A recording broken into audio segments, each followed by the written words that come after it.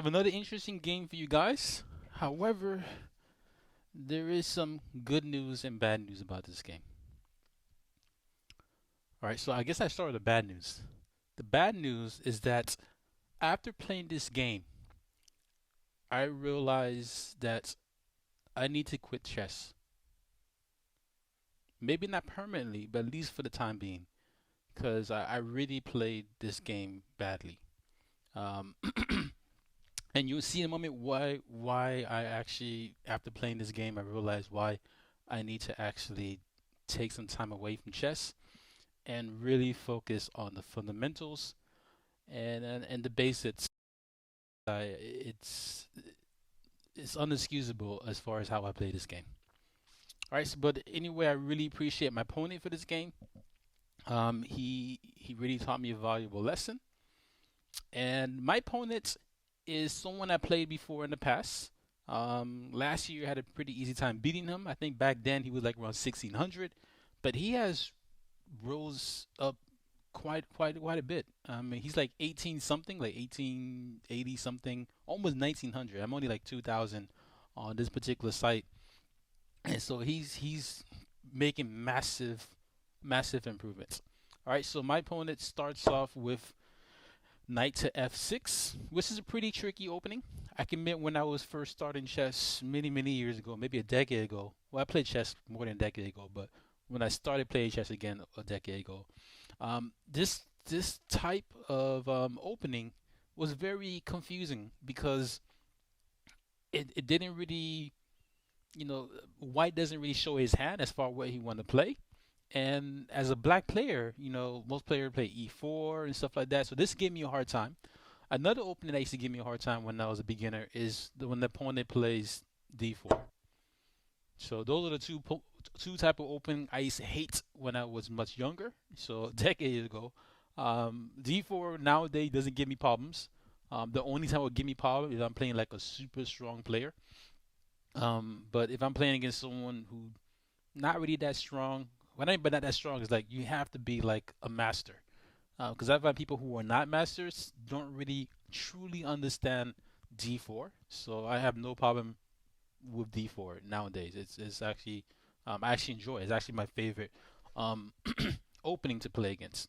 All right, but in the case, my opponent actually plays knight to f3, and I decided to play the e shot, so I started with c6. So this is the move I always start off with if I want to do the e shot. If I'm playing white, then I'll do c3. All right, so he plays d3, so still not really showing his hand as far as what he want to play because he can either play a an Indian attack. So this is basically the ready system. So he can do an Indian attack, or he can actually do a reverse Philidor position. Usually, I remember I played this opening a little bit for white, um, and I remember this was it was very flexible as far as letting me choose which type of opening I wanted to play. All right, and then I do my next move here, which is d6. All right, so he played e4. Still not really revealing the hand as far as what he's going to do. Is he going to finish it with the bishop? So is he going to finish the bishop in here by moving the pawn first? Or is he going to just move the bishop here and do a reverse Philidor with the white pieces? All right, so I actually just... All right, so I play my knight to d7. He actually reveals his hand as far as what he's going to do. So he moves his bishop up. So he's not playing the king's Indian attack. So this looks like a passive opening, but he's actually playing like the white line. Is basically the black line with reverse color. All right, so I make the next move, which is to move my h pawn, so h6. He castles, and then I move to g5. So g5 is pretty much the only pawn that's going to be on the fifth rank. Pretty much all my pawns stay kind of where they at. Once you make these moves, when you're playing the Esau system, um, from here you pretty much just developing your pieces from here. These are pretty much your only pawn moves you do from this point, unless you're looking to break up the position. But you try to first develop your pieces first from here. All right, so he does the most common reply whenever I play G G5 is he move his pawn to prevent me from kicking his knight away. So the kicking the knight away is pretty annoying. So he does that, but the downfall of doing something like this, so I guess the con of this specific move is that he gives me something to attack. So right now I got this pawn that I can attack, and by moving this pawn up here, I can basically break up his position. So he's already castle. I'm not really castle. Is usually a good rule to castle, but by him castling so early like this, he literally give me a chance to literally open him up. And now, previously he thought his king was safe, but then he's gonna realize his king is not really safe, even though his castle. All right, so I move my bishop to G7, which is typically what you do in the Esau system, and he blunts my bishop. So this is a very good move for white. Whenever you're playing against the Esau system, is to blunt that bishop. So right now my bishop is just staring at shit. It can't do shit on this diagonal. It's kind of wondering what is my main purpose now, because I, I can't do anything on that diagonal. So using the Esau system, your main goal is to take control of the dark square on that diagonal, and in particular, you usually want to attack the pawn that's here, right? So your D4 pawn. So if this pawn was to advance, and this pawn was advanced as well, then the D4 pawn would have been very weak, and you basically pound against it to attack it, to cause more weaknesses on the other side.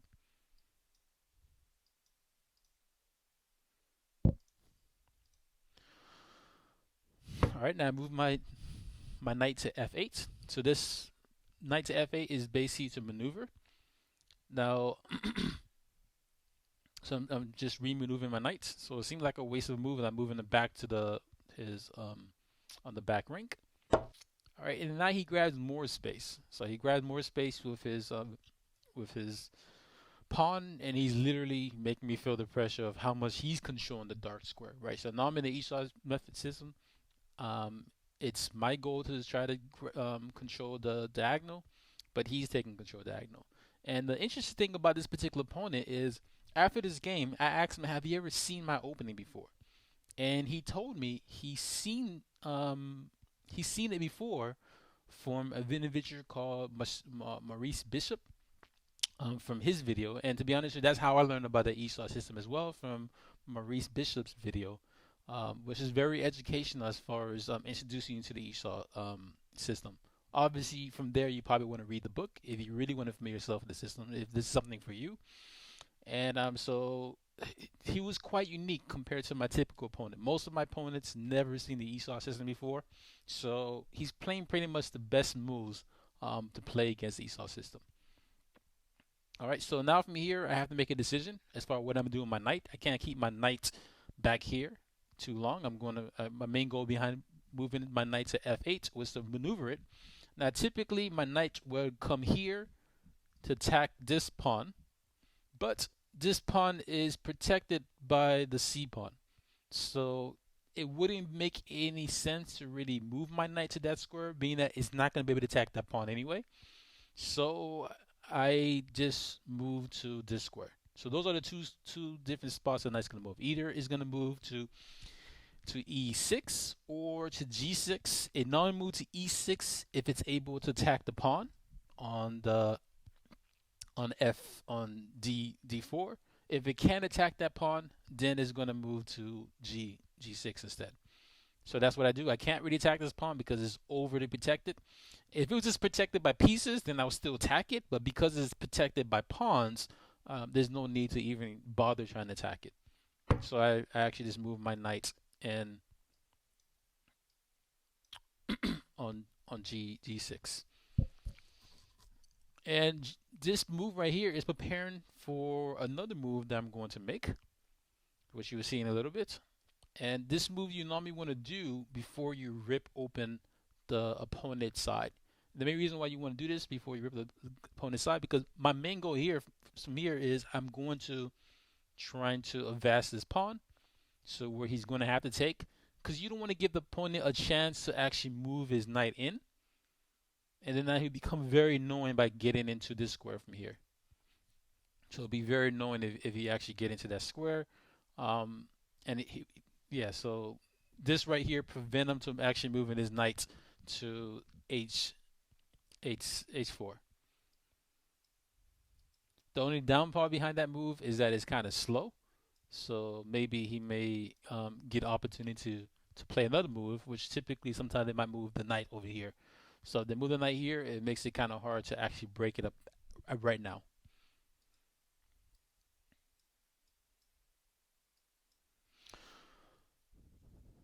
All right, so he moved his rook in the game. So I guess he's really trying to, you know, break me open. So probably he's looking prepared to move his pawn up, but that's a little bit too slow. I move on with my plan, which is to open him up. Right, so he castle. He thought he was safe, but no, no, no, no, no. You're not safe when you're playing against me. I'm going to make sure your king did not feel comfortable. All right, so I move with the plan. He takes, I takes, and he does something quite interesting here. Most opponents, when I play the Esau system, they usually attack my bishop by moving a knight here. So they normally move the knight here, and then from here I have to make a decision. So normally I will have to retreat, and then sometimes they may actually try to attack the bishop again. They're basically trying to trade off all the pieces because what's going on here is that he does not feel comfortable, so he's trying to get rid of all the pieces that can on the king side that can have influence on that king side. So that's typically what I usually encounter. All right, but he didn't does that. He didn't does that. He actually does an interesting move where he actually attack my pawn on b7, and here I had many candidate moves. Now, what I was concerned about is I was actually concerned that he was going to try to move his bishop here. So therefore, his king and bishop would double team my pawn on this square. So I didn't really like that. So I was prepared for that. And I had a number of moves to kind of stop that. Now, typically, what I would normally do is I will offer a queen trade. So what I wanted to do is I wanted to move my queen to b6 to offer a queen trade. Now, I decided not to make this move for two main reasons. One of them is that he might make me waste a move, right? So whenever you playing chess, you always want to, especially for players who love end games, you don't really like to waste tempos, especially the positions that close up. If the position close, it don't matter if you waste a tempo, but if the position is still quite open, you don't want to waste any kind of moves. And the way you can get me to waste a tempo is he can probably retreat the queen back, and then what are we gonna do to maybe waste a tempo? Okay, he retreat the queen back, and then his main goal from here would be try to move his bishop here, and then later on he'll move this pawn up. So that's what I was kind of concerned about. Another move that he could have done, which is probably very typical as well, is he can move his knight in here or his knight here, with the ultimate goal to actually harass my queen by moving here. Or if he were to move his knight to this spot right here, then he'll move his knight here, so harass my queen from there. And yes, he spent a number of moves doing that, but his moves are developing. So he's basically making a developing move, and he'll cause my queen to move again. And I didn't want that. All right, so right now I already have a hole on his king side, and I want to keep the pressure on him, but I want to keep the pressure on him without wasting too much moves. So what I'm doing, and also that was the first reason I didn't make that move. The second reason I didn't make the offer the queen trade is most player when you offer the queen trade, they run away like a pussy, right? They try to avoid the queen trade, especially when you're dealing with strong subpar players. They love their queen so much. They love it so much. In fact, they can't play without the queen. They play horrible chess if they don't have the queen on the board. Now, in this case scenario, it's been a while since I played this guy. I don't really remember, was he a really, big ass pussy, or was he actually man, um, and trade off queens and stuff like that to go into the end game? But what I did know about this opponent is that he plays very slowly. In fact, that's probably one thing I was pretty disappointed about as far as this game is that I felt like I won this game on time. Even though I won the game, he played horrible chess towards the end because he was very low on time. Now, for most opponents, a win is a win, but to me, winning on time is a bitch move. It's not proving that you're a better chess player, showing that you outplayed a player. It just says, hey, I'm a faster chess player than you. So I'm really upset about this particular game for that particular reason. But anyway, around here, I didn't want to offer the queen trade, even though I love queen trade because I know this guy plays chess slowly. It takes him a while to calculate the different variations. If I were to offer the queen trade and he would actually take on the queen trade, I would be happy with this open file for my rook. Yes, that is true. I'd be very happy with this open file for my rook. But when you simplify the position, it makes it easier for your opponent to actually think. So I wanted to keep the position as complicated as possible so he have to spend more processing time to think about the position. Because if I were to simplify the position too early, then he probably can he has more chances of mounting an attack. So I didn't want to give him any kind of make it easier on him. I want to make it as hard as possible on him. All right, so I didn't make that move. So I didn't offer him the queen trade. I wanted to, but I didn't. So I end up making the best move, which is actually queen to c7, which is typically a move you probably make in the Esau system, especially when you retreat your queen. And it's something that you normally do in the black line as well. This is normally a spot for where the queen likes to go. It looks pretty passive, but I'm protecting the pawn here. And I'm also protecting against a threat that I was nervous about, right? So let's say, for example, from here, he tried to attack my pawn on f7. I can protect it indirectly by moving my pawn up to control the center. So now I'm still controlling these two pawns, and I'm controlling the center a little bit. It's a little bit different from the black line, but I'll be pretty okay with this position. I wasn't nervous about this. In fact, this is what this is why I play this move, so therefore I can still protect those two pawns while be able to move all my other pieces as well. All right, but anyway, he doesn't do that. He actually developed his bishop. So he moved bishop to c3. And then from here, I develop my knight.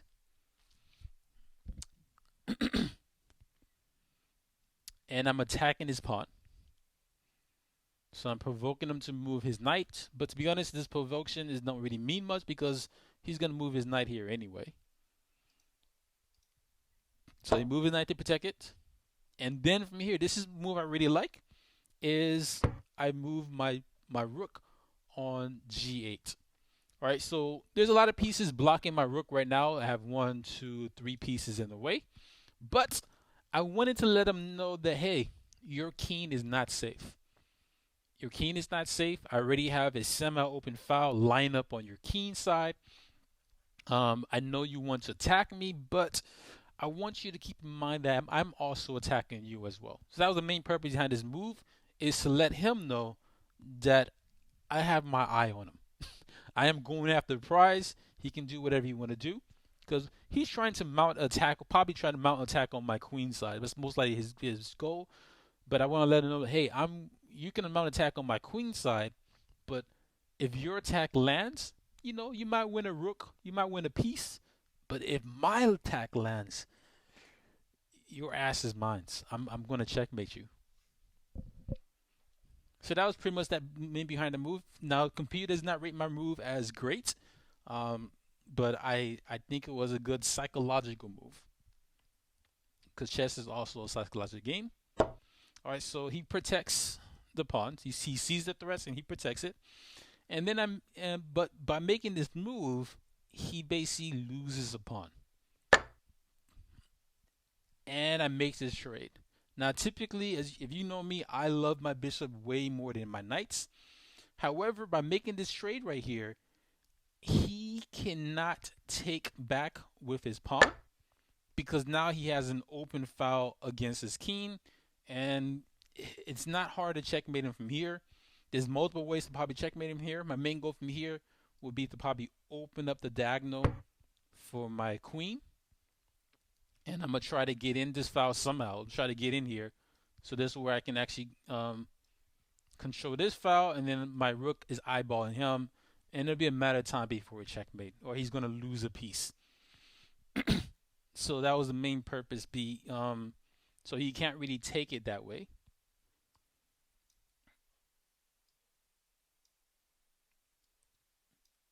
So he's actually forced to actually take it with his knight. But because he take with the knight, because he want to keep his position still closed, he drops a pawn. So he loses a pawn. Right around here, I am extremely happy because I won a free pawn. And now from here, my plan is simple. I want to get into the end game. Now I want to trade queens. So I want to trade queens, trade off maybe at least one of his rook while retaining one of my other rooks, and try to trade up his other pieces as well. So I want to make this a rook and pawn endgame. So rook plus pawn endgame. This is what I actually study, and my main goal from here will be try to get into that position. All right, so he moved his rook into the rook here. So he realized he's not going to be able to get this open file for the rook, so he centralized his rook. And I see what he's probably trying to do. Most likely what he's trying to do is he want to break up my position by moving the pawn up, force me, to make some trade here, so he can get an open file for his rook, right? So he couldn't get an open file on the A file, so he's trying to get the open file on the D file. All right, so I saw through that, and I'm kind of parrying his attack because right now I have a knight here that's lined up with his rook, and he can try to find some crazy discover attack by maybe trying to take this pawn and do some crazy thing to actually win my knight. So to prevent any of that kind of nonsense, as well as make his move look stupid, right? Remember, he wanted to open a file for his rook. I decided to actually close that file. Let him know that, hey, you know what, that file is going to remain closed. Not only did it remain closed, now my knight is actually protected. He didn't like that. He still wants to open up to get an open file. So he tried to go for a pawn break, and then I protect the pawn one more time. He takes, I take. Now he does have a semi-open file on the C, but then he makes this move right here. So I guess he's trying to take advantage of the pin on my knight. But hey, you know what? I want a castle anyway. Because using the Esau system, I castle. I wanted to castle earlier, but he had a couple attacks on my thing, right? So the great thing about making this move here, when I move my pawn up here, is now not only does his rook look stupid because he can't do anything on his file no more, but now the bishop looks stupid as well. It can't really do anything here, right? Because if he were to be able to move this pawn down, then he would have an open diagonal for his bishop. His bishop would have an open diagonal to actually cause havoc if I were to decide to ask castle queenside. But when you play the Esau system, to be honest, you can castle two different ways. You either castle by hand most of the time by moving your king up. So that wouldn't really bother me, but I still didn't want to give him any chances, right? So I want to keep the position as flexible as possible.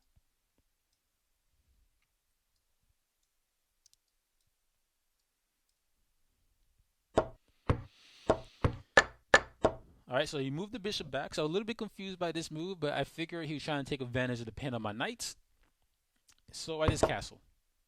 And then he goes for a little cheapo. He moved the queen in to attack my pawn, but it's actually multi-purpose. He want to attack my pawn as well as try to fork or skew my queen and my rook. But I saw through that. I just calmly protected my pawn, and then he goes for the little cheapo move here, which didn't really matter here. I just parry it by moving my knight up to blunt that bishop. Now the downfall behind making a move like this is now I have a weak pawn on c6, which he can attack twice with his rook as well as his queen. So that was the big thing, the downfall he had. He does have a nice weak square that he can attack me on, and then he moved his bishop here. And that's actually a good move because if he didn't move his bishop there, then what I would have done most likely is I probably would have moved my rook here. So therefore I can protect this pawn twice. Not only protect him twice, but then find a way to get my rook into the king side. So kind of do the rook lift. So he kind of prevented that rook lift. Um, yeah, there's another move I could have done for me, right? So I probably could have attacked that bishop twice. Anyway, that'd be a waste of time. I don't want to make too much moves on the queen side because right now his attack is on the queen side. If you make too many moves on the side that he's attacking, all I'm doing is actually helping him out. And I'm trying to get my attack on the king side, and he's trying to get his attack on the queen side. And in his case there, my king just happened to be on the queen side. Typically my queen is in the center, but you know what? I castle in this case. All right, so I get my knight into the game. So I'm eyeing his weakness, and he goes for the move I expected. Now, at this point, my opponent is very low on time. He doesn't have that much time left. I think I probably have maybe like 7 or 8 minutes left. It's a 10-minute game, and he probably has somewhere around 3 minutes or 2 minutes left around here. All right, but he is eyeing this pawn over here, and I had a whole bunch of time to calculate, and I saw I probably had a great attack, but instead of going in for the kill, I played a very stupid move. I probably played the worst move of the game. And I played the worst move of the game by playing f8. So I'm kind of challenging this bishop as well as telling him, hey, you know what? I don't care about this pawn. Come take it. I know you down the pawn, so I'm willing to give you your pawn back. Now, if he were to fall for the trick where he actually take the pawn while attacking my queen, then it would have been a very bad day from him. So I saw this. This is what I was planning for, and I'm really upset with my performance because I was playing for tricks, and this is not how you should play chess. You should not play for tricks. So I was playing for trick. I should have calculated much. I had plenty of time to calculate, and I didn't use up my time to fully calculate my position. So I should have lost this right here. I deserve to lose for playing for tricks. Only kids play for tricks, right? Tricks are for kids. All right. So if he were to take this right here, so if he were to take that pawn, it would have been very, very bad for me. It would have been game over. So the move from here is check, and he can't move his king up. He only can move his king here, and then from here, I had a couple moves. I probably would just play around with him by doing another check. Let him come here, get another check. They can go back, and then I go in for the kill. So you can say I'm a statist person. Better would have been just to go for the kill right away and just checkmate him from here. But you know what?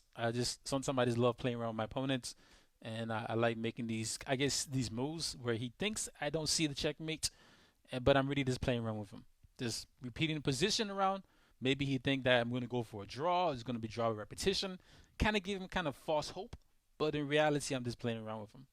All right, so that's what I was hoping for, but he saw through that,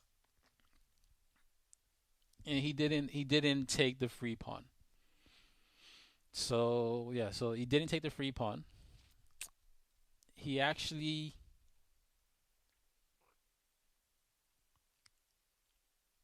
did a very good defensive move, in my opinion, which by playing his pawn to g3. So this was a very good defensive move. This move right here is attacking my knight, but my knight doesn't have a move because right now my rook is pinning that pawn, so the pawn is not really, I can ignore that. But this kind of gets rid of all of my counter attacks that I had against the king, and it's a very good move on his end, and it was very bad for me for not really going in for the kill by playing this stupid move right here. I was trying to prepare an attack, playing for tricks, but everybody knows tricks are for kids. All right, now there's a number of moves I could have made from here. Um, so I played the worst move, in my opinion. But after looking at this game later on, I noticed that, hey, you know what? I was trying to get rid of this bishop, get him out of the way here. Probably a better move that I probably would have done, which is still not the best move, is I could have just sacrificed my bishop over here, right? Because I'm trying to clear the square out for my bishop. So why not do it in such a way where not only I'm gaining an extra pawn, but I'm still having a great attack against his king by threatening to take his other rook, right? 'Cause even if he would have won this pawn here, I'll basically be winning the exchange if I can grab this pawn with my bishop. No, to be honest, it'd be almost checkmate. Because if I do that, he got to get out of the way. Yeah, I probably can get probably checkmate from here as well. He probably can defend against it, but he'll probably have to lose a lot of material to defend against a checkmate. Because once I eliminate this pawn, now I have a square where I can check him from. We move back down here. It wouldn't be easy for him. So that to me that would have been a move I should have played. Because if he would have taken the bishop from here, then I can go for the same move the same checkmate move that I saw earlier, which is this. He goes here in the back, and then I put him out his misery. I could toy around with him, but then you know what? They just put him out his misery, and then checkmate from here. So that's what I at least should have done. Now, by far, the best move is to actually go straight for the kill. And I didn't see the going straight for the kill on my own. Now I saw this move on my own that I should have did this one later on, but it's not until I analyzed the computer where I realized I should have went straight for the kill. And once I saw the fact that I could have went straight for the kill, the computer from this position says it's a 4 checkmate in 9 moves. So in 9 moves, it would have been a 4 checkmate. And because of that, by me missing checkmate in 9, I realized that I need to quit chess. I need to quit chess and stop playing games because this is not the first time I make a stupid mistake like this. I've been playing bad chess for a number of years, and this opponent really, I guess he really exposed how badly I play chess because I basically won this game on time. Yeah, that's the only thing. I won this game on time. I didn't really win it based on my real skills. All right. So, but anyway, the checkmate in 9 is I could have went straight for the kill, and I can go straight for the check from here. All right. So he cannot ignore this check because if he ignore this check and this move to the corner here, obviously this would be a checkmate. So he's forced to take the knight from here. And then from here, then I can make that move right here, the move I saw that I could have made instead. So I could have gone here to get a discover attack. His best move from here is to actually block the check.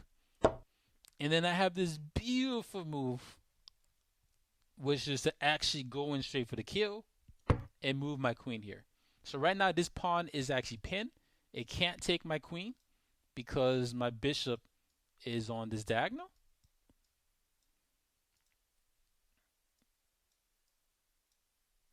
And there's a lot of computer moves that he can do as far as like, to deny the inevitable by going in for a check or sacrificing his queen and stuff like that. These are computer generated moves. A human move from here to try to prevent the checkmates without sacrificing the piece for nothing would be to actually move the knight to protect the bishop. And then from here, I can just go straight for the kill. So check, and then most likely he's going to move into the corner, thinking that he's safe. And then I have another beautiful move, a queen sack, bing. So I force the rook to take, then check Rooney, force the king out the corner, comes out, but blow, checkmate. Even if the king were to actually, instead of moving to the corner after I get the check, if he were to move up the board, then I can still go for the same old move. Force him to actually take with the rook. So a different move order. Go for the check here, goes to the corner, and then he just checkmate. I can also there's many ways I could win here. Even from this position, if I wanted to, I can just take the bishop. He's forced to take back with the knight, and then from here I go for the check. He moves to the corner, and then checkmate.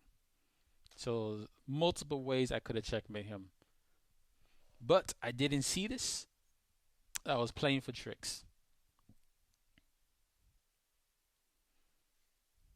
So I should have went straight for the kill, but I didn't. I missed out on the opportunity to end the game, and I played a pretty bad move in my opinion.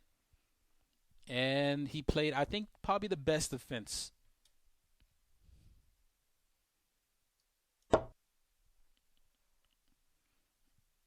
So this kind of killed my hope of actually going in for the attack that I had earlier. But I was very frustrated the fact that he saw through my trick. So I just blunt the diagonal for his bishop. He takes the pawn. I take back, and then from here he makes a very stupid move. He goes in for the check.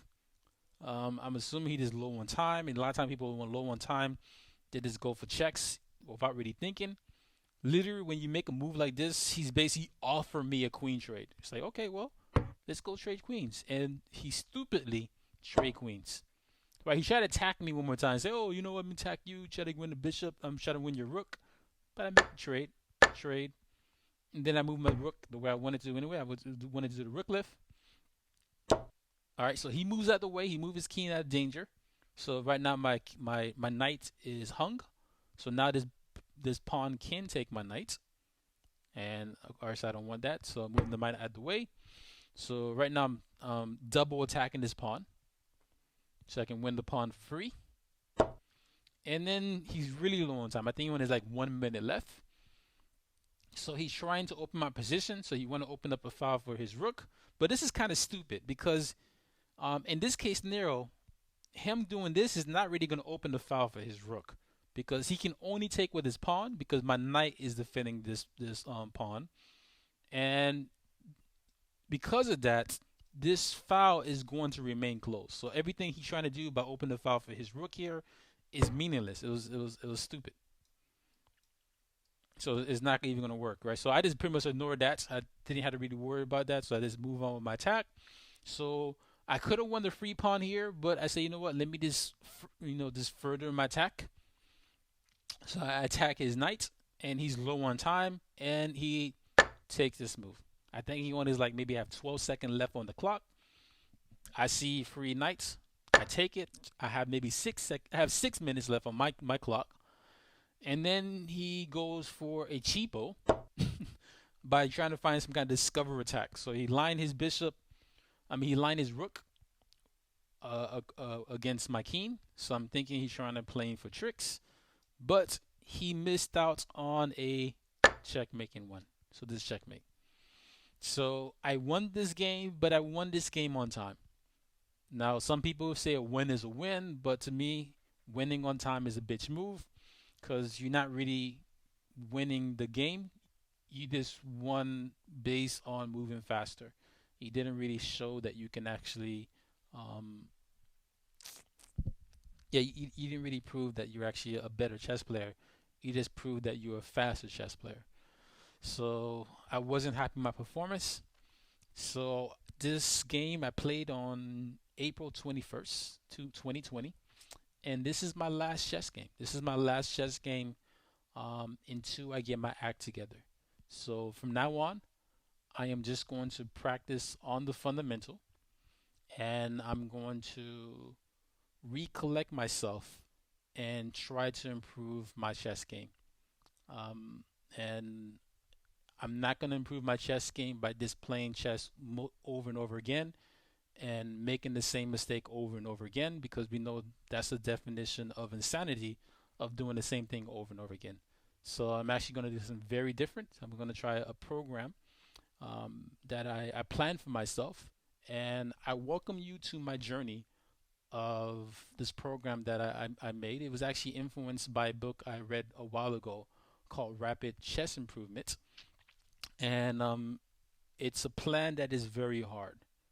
Meaning that it's not simple. A lot of people prefer to just study opening, and studying opening is easy, because when you study openings, all you're doing is memorizing. You're not really understanding the concept behind it. You might understand some of the concept behind it, but you're just memorizing moves, and you might play like a grandmaster for the first couple of moves. For the first 10 to 15 moves, but then afterward you on your own. And I want to get to the point where, or I'm actually making real improvement, not just memorizing moves. So I'm going to focus on a different program where I'm actually making real meaningful changes into my game and to become a good chess player. All right, so farewell. Um, I hope to see you again in my next video where we actually improve together and stop playing bad chess.